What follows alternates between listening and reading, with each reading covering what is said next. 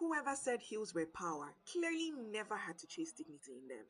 My toes are screaming, but showing pain is a luxury I can't afford. Ace, this babe, come and take pictures now.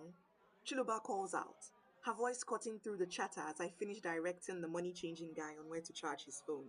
The bride Zoya and her groom Maner are out here striking poses for their pre-reception shots, while I'm in full-on Ashawo coordinator mode behind the scenes, making sure everything is set for the dance floor frenzy. Because for real, it's not a Nigerian wedding if money isn't flying like confetti around the bridal train and the couple. And there's always that one trusted friend or family member acting as the unofficial bank manager for everyone. For this bedazzled destination wedding of the year, guess who's that Ashawo coordinator? Yep, me.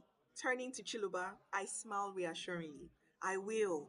Give me 2 minutes. 20 minutes, you mean? Still smiling, I shake my head at her dramatic tone. I'm coming. Look at them now. There's still a long line of people before it gets to my turn. It will pain me if I don't see you in the photo album. Oh. Don't worry. Trust me. With the money we've changed for the guests, I just need to confirm we have bags ready for when the bridal train starts dancing in. Because, of course, that's another detail to handle.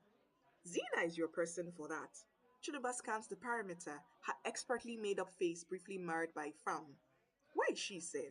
The way love is doing her, eh? She's always finding ways to corner that her boyfriend. Luba, oh, I smile fondly. If I were younger and had a tall, slender, handsome man like Zena does at my beck and call, I'd do the same. I'll find her when I need her. Thank you. I turn and, careful, Chiluba starts. But it's too late. I walk straight into what feels like a brick wall, the collision jarring enough to make my head snap back. Strong hands catch me, one firm on my arm, the other on my waist. Ouch. So sorry. I mumble instinctively. Somi? Chiluba's voice floats over the noise. Are you okay? A deep voice too close for comfort asks. I glance up, and something lodges in my throat as I take in the face that's down close enough for me to read the subtle lines of worry etched into his brow. But there's something else too. Admiration? Curiosity? He's still holding my arm. His question echoes in my head. Are you okay? Why does it sound like an accusation? I blink, trying to find my voice, my irritation sparking as the sting in my toes flare up like a fresh betrayal. I'm fine, I bite back, pulling my arm away. I expect an apology. Instead, the corners of his lips lifting into a faint amused smile, and he says, glad to hear it. Who is this guy? I swear, he looks familiar. But whatever, he shouldn't have used that tone with me. You sure?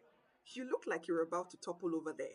He teases, with a gaze way too curious for my liking. I resist the urge to roll my eyes. Positive. Thanks for your concern. Anytime, he replies, his face still holding on to that infuriating half smile. If you plan on running into me again, I'd suggest less force next time, or you might want to warn me. I'm not always this prepared to catch a damsel in distress. I narrow my eyes, my lips thinning into a line. Noted. I'll make sure to avoid brick walls in the future. Why does he sound so full of himself? That gets a smug smile out of him, as if he finds my irritation entertaining. Touche. I'm just saying you're welcome to run into me anytime, miss. I ignore the question entirely, shifting my focus to Chiluba, who looks like she's holding back a laugh. You were saying something about pictures? For my sidelong glance, I see him smile ruefully at Chiluba, shake his head and take a step back. Excuse me, ladies, I need to find my partner for the entry dance. Good riddance, I think. Though my eyes betray me by lingering on him a second too long as I turn to find him striding away, his back straight and his steps unhurried. His red tuxedo, which he is wearing with a confidence that borders on cocky, confirms he's one of the groomsmen. Aha! The only reason he looks vaguely familiar is because of the wedding program. Of course, he would have the kind of presence that makes you take notice, whether you want to or not. Someone clears their throat dramatically and it snaps me out of my thoughts. Chiluba, I completely forgot she was here. I turn back to Chiluba. She's grinning like the cat who got the cream. What? I ask, already bracing myself for whatever teasing she has in store. Oh, nothing. She bats her lashes innocently. Just wondering why Mr. Tall, Dark, and Handsome has so much to say to you, and why you look like you want to throw something at him, but also can't stop watching him walk away. Psh, I scoff. brushing away imaginary lint off my dress. Please, he's arrogant and insufferable. I'm not watching him. I'm mentally filing him away as someone to avoid. Sure, Chiluba says, drawing out the word with enough skepticism to make me roll my eyes. That looked like the beginning of a rom-com. I glare at her, though my cheeks heat up at her words. Please, if anything, that was the beginning of a horror movie. Mm-hmm. Chiluba's eyes twinkle. I don't give her the satisfaction of continuing this conversation. I'm going to take my pictures now. She bursts into laughter as I walk away. The reception is well underway when I finally take a breather. Standing by a corner, a drink in hand, watching the bridal train dancing. Groomsmen and bridesmaids pair up and do their dance after the MC announces their name. Zoya and Maner's friends are really putting on a show, laughing, twirling, and spraying cash like it's nothing. Grace and some me! The MC calls out, his voice booming over the speakers. Azonto by ODG Few starts playing. I glance up and see him dancing onto the dance floor with his partner.